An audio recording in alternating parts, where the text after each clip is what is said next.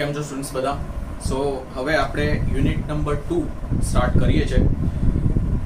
Unit 2 બે પાર્ટ્સમાં divide થયું છે, બે ટોપિક્સમાં ડિવાઈડ થયું છે, એવું કહેશો તો પણ ચાલશે. તો ફર્સ્ટ જે આપણે ટોપિક સ્ટાર્ટ કરે છે that is audit of share capital, 12 પેજીસનો ટોપિક છે. અને જે સેકન્ડ ટોપિક છે that is investigation, clear, around 5.5-6 પેજનો ટોપિક છે, ક્લિયર.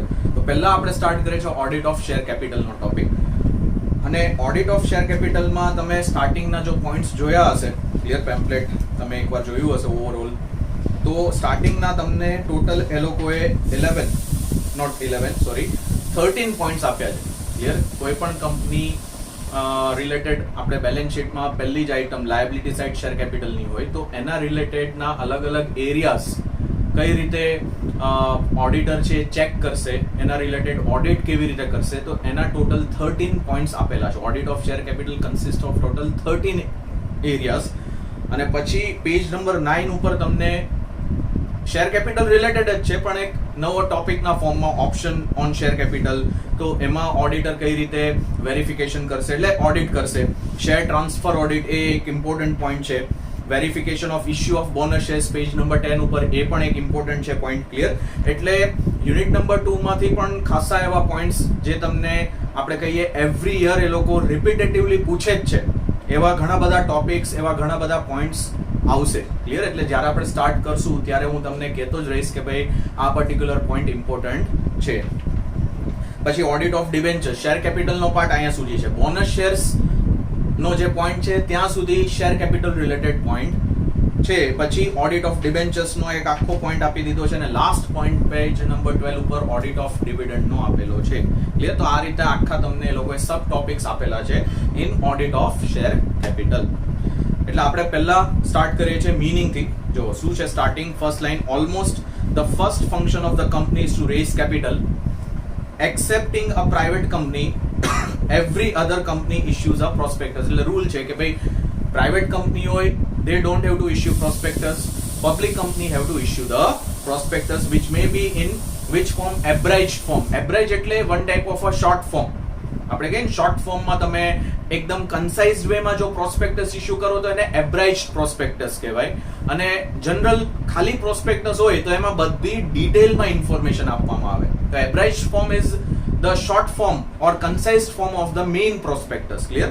ઓર પછી આગળ લખ્યું statement in lieu of prospectus. Statement in lieu of prospectus એટલે આપણે કહીએ ને વન ટાઈપ ઓફ ઓપ્શનલ, કે તમારે પ્રોસ્પેક્ટસ ઇશ્યુ ન કરવું હોય તો you can issue statement in lieu of prospectus. It also consist more or less same information just like the prospectus, but the information again would be given in a concised form. Statement in lieu of prospectus company issue કરી શકે છે જો એમને main prospectus issue ન કરવું હોય તો. Optional આપણે કહીએ ને એક ઓપ્શન કંપનીને મળે છે. તો એબ્રેજ ફોર્મ ઓફ પ્રોસ્પેક્ટસ નો meaning, statement in lieu of prospectus નો મીનિંગ. પછી આગળ લખ્યું છે before it proceeds for allotment that is of share capital. એટલે એલોટમેન્ટ કરે કંપની એની પહેલા એપ્લિકેશન જે મની ઇન્વેસ્ટર્સ કંપનીને આપે છે, એપ્લિકેશન મની કોના બેઝ ઉપર કંપનીને મળે છે? Based on the prospectus, based on the abridge form of prospectus, based on the statement in lieu of prospectus. પછી લખ્યું the object is to publicly announce the conditions on which allotment will be made, to specify the projects on which the amount raised will be spent and to specify the limits on certain expenses incidental to raising of the capital. એટલે આ main purpose છે. પ્રોસ્પેક્ટસમાં generally કંપનીનો main purpose શું છે કે એ લોકો information દેવા માંગે છે કે જે પણ શેર કેપિટલ કંપની રેઝ કરે છે by way of issuing the shares, clear. તો એ જે ફંડ કંપની રેઝ કરશે એ ફંડ કયા પ્રોજેક્ટ માટે યુઝ થશે, that is the main purpose of issuing the prospectus. Investors ને ખબર તો હોવી જોઈએ ને કે એ લોકો જે પણ ફંડ્સ કંપનીને આપે છે એ ફંડ્સ કંપની કયા ડાયરેક્શનમાં, કયા પ્રોજેક્ટ માટે કંપની યુઝ કરવાની છે, ક્લિયર. પછી આગળ લખ્યું છે the receipt of applications for the shares and allotment of shares in pursuance thereto are two important aspects of the every issue of capital in so far as this constitute the legal basis of the transactions in the matter of purchase of shares. એટલે બે main areas છે share કેપિટલના. One is application stage and second one is allotment stage. હવે તમને કદાચ ખ્યાલ હશે કે મિનિમમ સબસ્ક્રિપ્શન એક પોઈન્ટ હોય છે. મિનિમમ સબસ્ક્રિપ્શન એટલે કંપની જેટલા શેર્સ ઇશ્યુ કરે એમાંથી 90% શેર્સ માટે પબ્લિકે એપ્લાય કરવું હોવું જોઈએ, ક્લિયર. 90% શેર્સ માટે જો પબ્લિક એપ્લાય કરશે, if company is receiving 90% of shares related application એ લોકોને મળે છે, તો એને કહેવાય company has achieved minimum subscription.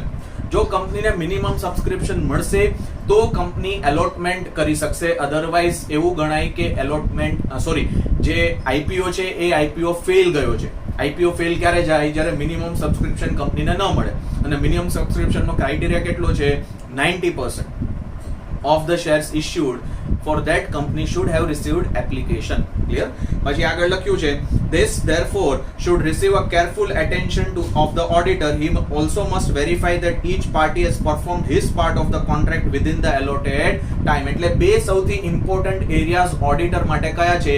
એક તો એપ્લિકેશન સ્ટેજ રિલેટેડ એ વેરિફિકેશન કરશે, અને બીજું છે એલોટમેન્ટ સ્ટેજ રિલેટેડ એ વેરિફિકેશન કરશે.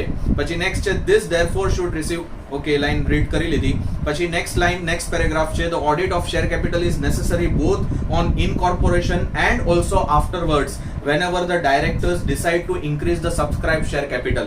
Clear? However, except when the fresh capital has been issued during the year under audit for verification of capital, it is enough if the transfers of shares registered during the year are verified and the total number and also the value of shares held by different shareholders are reconciled. એટલે generally જ્યારે company fresh issue કરે છે, fresh issue એટલે new shares issue કરે છે, ત્યારે auditor generally શું verify કરે છે કે શેર્સ જે રજીસ્ટર થયા છે એ પર્ટિક્યુલર શેર હોલ્ડરના નામે જ રજીસ્ટર થયા છે, આઈધર શેર્સ ટ્રાન્સફર થયા છે જેના નામ ઉપર, એ પર્સનના નામ ઉપર રજીસ્ટર થયા છે. પછી ટોટલ નંબર ઓફ શેર્સ શું છે, ક્વોન્ટિટી એ વેરીફાઈ કરશે, વેલ્યુ ઓફ શેર શું છે, આ બધું ઓડિટર વેરીફાઈ કરે છે at the time of fresh issue of shares. પછી આગળ લખ્યું છે, reconciled with the total paid up capital of the company. કંપનીની બેલેન્સ શીટમાં જે પેડ અપ કેપિટલની વેલ્યુ હોય એની સામે ક્રોસ વેરીફાઈ ઓડિટર આ બધા એરિયાઝ કરશે. ક્લિયર? કે ટોટલ નંબર ઓફ શેર્સ કેટલા છે, વેલ્યુ કેટલી છે, મલ્ટીપ્લાય કરો એટલે તમને ખ્યાલ આવશે કે પેડ અપ કેપિટલ કંપનીનું કેટલું છે, અને એટલી જ એમાઉન્ટ કંપનીએ બેલેન્સ શીટમાં શો કરી છે કે નથી કરી. ક્લિયર? એટલે ઓડિટર એક આ એરિયા મેઇનલી વેરીફાઈ કરશે. ચલો, હવે તમને પહેલો જે પોઈન્ટ આપ્યો છે that is general program for verification of share capital. તો એમાં ફર્સ્ટ પોઈન્ટ છે, અલગ અલગ ટાઈપના શેર કેપિટલ છે. તો પહેલું કેપિટલ છે નોમિનલ ઓર ઓથોરાઇઝડ ઓર રજિસ્ટર્ડ કેપિટલ. તો એમાં લખ્યું, this form of capital has been defined. Section number mark કરજો, MCQ માં પૂછાય, section 2 subsection 8 of companies act. Authorized or nominal capital અહીંયાથી અંડરલાઈન કરજો, means such capital as is authorized by memorandum of the company to be the maximum amount of the share capital of the company. Authorized capital, nominal capital, registered capital, આ ત્રણ કેપિટલનો meaning common જ છે. એનો મતલબ શું છે કે જેટલું મેક્સિમમ કેપિટલ કોઈ પણ કંપની રેઝ કરી શકે એ કેપિટલને શું કહેવાય? Nominal capital or authorised capital. Generally memorandum of એસોસિએશનમાં કેપિટલ ક્લોઝમાં તમારે ઓથોરાઇઝ શેર કેપિટલ શો કરવું પડે છે. Clear? Authorise share capital means the maximum capital which a company can raise throughout its life time, એને કહેવાય authorise share capital. એ તમને meaning આપ્યો સેક્શન 2 સબસેક્શન 8. ક્લિયર? ત્યાં સુધી અંડરલાઈન કરજો. પછી next line, thus it is the sum stated in the memorandum as the capital of the company with which it is to be registered, being the maximum amount which it is authorized to raise by issuing the shares and upon which it pays the stamp duty. એના ઉપર stamp duty pay કરવી પડે. Clear? એટલે જ્યારે company register થાય તો authorise share capital company show કરશે અને based on that they have to pay the stamp duty. Clear? એટલે આ પણ પોઈન્ટ યાદ રાખજો કે સ્ટેમ્પ ડ્યુટી કયા કેપિટલ ઉપર પે થાય છે? ઓથોરાઇઝ શેર કેપિટલ ઉપર પે થાય છે. પછી next, it is usually fixed at the amount which it is estimated the company will need, including the working capital and reserve capital if any. The authorized capital may be verified with reference to the amount shown in the memorandum of association. આવી ગયો point, memorandum of association માં તમારે authorised capital show કરવું પડે. And also previous year audited balance sheet may also be seen. Clear? So that is first type of capital, nominal capital. એટલે auditor એમાં શું જોશે કે ઓથોરાઇઝ શેર કેપિટલની એમાઉન્ટ શું છે અને એ એમાઉન્ટ મેમોરેન્ડમમાં પ્રોપરલી શો થઈ છે કે નથી થઈ. પછી નેક્સ્ટ છે issued capital, section 2 subsection 50 of companies એક્ટમાં એની ડેફિનેશન આપી છે. જો શું લખ્યું છે? ઇશ્યુડ કેપિટલ મીન્સ, ત્યાંથી અંડરલાઈન કરો, means such capital as the company issues from time to time for the subscription. It is that part of authorized capital which is offered by the company for subscription and includes the shares allotted for consideration other than cash. એટલે authorized જે capital છે એમાંથી company જે shares માર્કેટમાં issue કરે for the subscription, who will subscribe for those shares? Public will subscribe for those shares. Clear? તો એ capital જે और ए शेयर्स જે કંપની ઇશ્યુ કરે છે માર્કેટમાં એ કેપિટલ ને કહેવાય છે ઇશ્યુડ કેપિટલ. ક્લિયર? પછી આગળ લખ્યું schedule 3 of companies act 2013 makes it obligatory, underline કરજો line, for a company to disclose its issued capital in the balance sheet. compulsory rule છે schedule 3 of companies act નો કે compulsory every company has to disclose which capital in the balance sheet? issued capital. clear? આ પણ MCQ માં પૂછાય છે. next, verify the amount of issued capital with reference to last year audited balance sheet. also see, underline કરજો આ verification ના જે પણ પોઈન્ટ્સ છે કે ઓડિટરે શું વેરીફાઈ કરવાનું છે બધા પોઈન્ટ્સ અંડરલાઈન કરજો. also see whether the central government has issued any notification for conversion of debenture or loan into equity share under section 62 subsection 4. એટલે ઘણીવાર એવું થતું હોય કે સેન્ટ્રલ ગવર્મેન્ટના ઓર્ડર્સ પ્રમાણે તમારા જે પણ લોન એમાઉન્ટ આઉટસ્ટેન્ડિંગ છે કે જે પણ ડિબેન્ચર્સની એમાઉન્ટ છે એ તમારે કન્વર્ટ કરવી પડે છે ઇક્વિટી શેર્સમાં. ક્લિયર? તો એટલું તમારું ઇશ્યુડ શેર કેપિટલ વધતું હોય. If you are converting your debenture and loan into shares then your issued capital will increase. તો એ પણ ઓડિટર ચેક કરશે કે ભાઈ સેન્ટ્રલ ગવર્મેન્ટે કંપનીને કોઈ ઓર્ડર્સ તો નથી આપેલા. Clear? For this type of conversion. પછી લખ્યું further for verification of issue of capital the general points are given under. એટલે વેરિફિકેશન માટે ઓડિટર આટલા પોઈન્ટ્સ કન્સિડર કરશે. તો પહેલો પોઈન્ટ છે study the condition of issue contained in memorandum and articles. આટલો પાર્ટ અંડરલાઈન કરો. એટલે મેમોરેન્ડમ છે, આર્ટિકલ્સની જે કન્ડિશન્સ છે, જે પોઈન્ટ્સ છે, જે રૂલ્સ છે ફોલો થયા છે ઇશ્યુડ કેપિટલ માટે કે નથી થયા. પછી આગળ લખ્યું છે even prospectus, statement in lieu of prospectus, self prospectus, red herring prospectus, information memorandum as the case may be, and that all of them have been fully લખ્યું છે fully complied. એટલે આ બધા ડોક્યુમેન્ટ્સ છે જે કમ્પલસરી કંપનીએ according to companies act clear file કરવા પડતા હોય તો આ બધા ડોક્યુમેન્ટ્સ પ્રમાણે ઇશ્યુડ કેપિટલના રૂલ્સ, રેગ્યુલેશન્સ, કન્ડિશન્સ ફોલો કરી છે કે નથી કરી. Clear?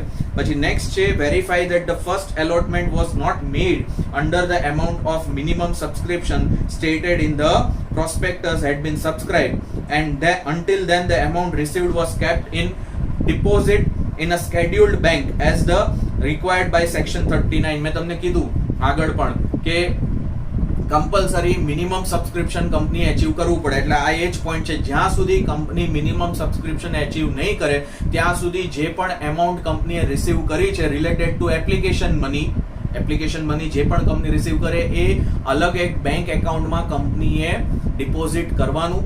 Once minimum subscription achieve થશે then only company can start allotting the shares and then only that money can be utilized by the company. ત્યાં સુધી એ જે ફંડ્સ છે એ જે ફંડ છે application money through company receive કર્યું છે company utilise નહીં કરી શકે કેમ કે મિનિમમ સબસ્ક્રિપ્શનનો ક્રાઇટેરિયા હજી ફૂલફિલ નથી થયો. મિનિમમ સબસ્ક્રિપ્શન એટલે કેટલા શેર સબસ્ક્રાઇબ થવા જોઈએ?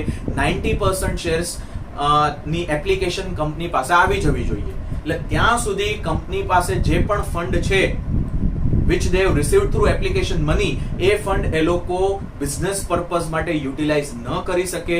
એ ફંડ અલગથી સેપરેટલી એ લોકોએ બેંક એકાઉન્ટમાં ડિપોઝિટ રાખી મૂકવું પડે અને વન્સ મિનિમમ સબસ્ક્રિપ્શન અચીવ થાય પછી એ લોકો એ ફંડ યુટિલાઇઝ કરી શકશે. પછી થર્ડ છે confirm that the brokerage and underwriting commission was paid only at the rates which are authorized by the prospectus or by the articles. આટલો પાર્ટ અંડરલાઈન કરો. એટલે જે પણ કમિશન તમે જે અંડરરાઇટરને કમિશન આપો છો આઈધર જે પણ બ્રોકર થ્રુ તમે ઇશ્યુ આખું હેન્ડલ કરાવડાવ્યું છે શેર માર્કેટ એટલે સ્ટોક એક્સચેન્જ થ્રુ તમે શેર્સ ઇશ્યુ કર્યા હોય તો તમે બ્રોકરને અપોઇન્ટ કર્યો હશે અને બ્રોકરેજ જે પણ આપશો એ જે રેટ ઉપર બ્રોકરેજ આપો કે જે રેટ ઉપર અંડરરાઇટિંગ કમિશન આપશો that should be according to the prospectus or articles of association. But એ પણ કંપનીઝ એક્ટમાં એ લોકોએ સ્પેસિફાઈ કર્યા છે કે આટલા મેક્સિમમ રેટ ઉપર જ તમે કમિશન આપી શકો તો એ તમારે કમ્પલસરી ફોલો કરવું પડશે. Clear? So that is third point. પછી નેક્સ્ટ પેજ ઉપર ફોર્થ કન્ડિશન આપી છે ensure that the legal requirements as lead down in section 62 that is dealing with the right shares have been complied with. Clear? જ્યારે પણ company right share issue કરે તો section 62 ની provisions કંપનીએ follow કરી છે. રાઇટ શેર્સ ની provision section 62 છે, તો એમાં જે પણ રૂલ્સ છે, જે પણ કન્ડિશન્સ છે, કંપનીએ ફોલો કર્યા છે કે નથી કર્યા. પછી 5th પોઈન્ટ છે verify that preliminary contracts if any. Preliminary એટલે તમે બિઝનેસ હજી તમારો જે કંપની છે રજીસ્ટર નથી થઈ એની પહેલા તમે જો કોઈ કોન્ટ્રાક્ટમાં એન્ટર થયા છો કોઈ પાર્ટી જોડે, માની લો કે તમારે લેન્ડ પરચેસ કરવી હતી તો તમે લેન્ડ પરચેસ કરી લીધી, હજી કંપની રજીસ્ટર નથી થઈ. ક્લિયર? તો આવા બધા કોન્ટ્રાક્ટ્સમાં તમે જો એન્ટર થયા છો before registration of your company તો એને કહેવાય preliminary contracts or pre incorporation contracts પણ કહેવાય. ક્લિયર? તો લખ્યું છે verify that preliminary contracts if any entered into for the purchase of property or business. લખ્યું છે property or business for creating an organisation for management of company have been carried out strictly according to the terms which are stated in the prospectus. According to prospectus એ બધા contracts enter થયા છે કે નથી થયા. Clear? પછી 6th point છે એટલે underline કરજો તમે હેડિંગ ફોર્મમાં પ્રિલિમિનરી કોન્ટ્રાક્ટ્સ. એવી રીતે 4th પોઈન્ટમાં હેડિંગ ફોર્મમાં અંડરલાઈન કરજો રાઇટ શેર્સ. પછી 6th point, ensure that the company intending to offer shares to the public for subscription by issue of prospectus has before such issue made an application to one or more recognized stock exchange. અહીંયા સુધી underline કરો આ બે lines. હવે આ point એવું કે છે કે તમે પ્રોસ્પેક્ટસ ઇશ્યુ કરો ને એની પહેલા રિક્વાયરમેન્ટ છે કે કંપનીએ કમ્પલસરી કોઈ પણ એક રેકગ્નાઇઝ સ્ટોક એક્સચેન્જની પરમિશન લેવી પડે. કોઈ પણ એક રેકગ્નાઇઝ સ્ટોક એક્સચેન્જ ઉપર કંપનીએ પોતાને રજીસ્ટર કરાવવી પડે. ક્લિયર? તમે જે પણ શેર્સ ઇશ્યુ કરશો by issuing the prospectus through IPO, જે પણ તમે શેર્સ ઇશ્યુ કરશો એ તમે સ્ટોક એક્સચેન્જ થ્રુ જ ઇશ્યુ કરશો તો પહેલા વહેલા કંપનીએ શું કરવું પડે? Stock exchange, recognise stock exchange બે છે, BSE એન્ડ NSE. ક્લિયર? તો આ બંને સ્ટોક એક્સચેન્જમાંથી કોઈ પણ સ્ટોક એક્સચેન્જ ઉપર તમે કંપનીને રજીસ્ટર કરી શકો and then only you should issue prospectus. કેમ કે પ્રોસ્પેક્ટસમાં એ ઇન્ફોર્મેશન તમારે લખવી પડશે કે કંપની કયા સ્ટોક એક્સચેન્જ ઉપર રજીસ્ટર છે, તો એના બેઝ ઉપર ઇન્વેસ્ટર્સને ખબર પડે yes we can do trading of this shares on this stock exchange. એ લોકોને તો ખબર હોવી જોઈએ ને કે એ લોકોને ટ્રેડિંગ કરવું હોય, શેર્સ છે એ લોકો બાય કરે છે એને સેલ કરવા હોય તો કયા સ્ટોક એક્સચેન્જ ઉપર એ લોકો સેલ કરી શકશે, BSE છે કે પછી NSE. ક્લિયર? એ બે લાઇન્સ અંડરલાઈન કરજો. પછી આગળ લખ્યું છે ફોર પરમિશન, લખ્યું છે for the shares intending to be so offered within the stock exchange or each stock exchange as required again by the companies act. Clear? એટલે આમાં મેઇન હેડિંગ યાદ રાખજો કે permission of stock exchange needs to be taken. પછી 7 છે confirm that the guidelines issued by SEBI have been followed by the lead manager and report submitted to SEBI may be examined in this regard. એટલે SEBI એક share market આવે, stock exchange ના points આવે એટલે સમજી લેવાનું SEBI act ની provisions તમારે ફોલો કરવી પડે. લીડ મેનેજર એટલે કે જે પર્સન આખું જે IPO હેન્ડલ કરે ને એને લીડ મેનેજર કહેવાય. ક્લિયર? તો એને બધી ગાઈડલાઈન SEBI ની ફોલો કરી છે કે નથી કરી એ ચેક કરવાનું. 8th point, ascertain that there exists an internal check on the receipt of the amount along with the application and that the same throughout has continued to function satisfactory. એટલે internal control નો જે આપણે last સેમિસ્ટરમાં point learn કર્યો તો internal check નો. ક્લિયર? તો ઇન્ટરનલ ચેક કંપની કરાવ્યું છે related to the amount received by way of application. જે એપ્લિકેશન મની કંપનીએ રિસીવ કર્યા છે એનું ઇન્ટરનલ ચેક થયું છે કે નથી થયું એ ઓડિટર વેરીફાઈ કરશે. And last number 9th point, verify compliance with legal provisions relating to issue of shares at premium. તો આની પણ તમારે પ્રોવિઝન્સ વેરીફાઈ કરવાની. સેક્શન 52 છે. પછી prohibition on issue of shares at discount છે તો સેક્શન 53 છે અને issue of sweat equity shares છે તો સેક્શન 54. આ ત્રણ સેક્શનની પ્રોવિઝન્સ કંપનીએ ફૂલફિલ કરી છે એટલે એના રૂલ્સ છે એ બધા ફોલો કર્યા છે કે નથી કર્યા. That is 9th point. Clear?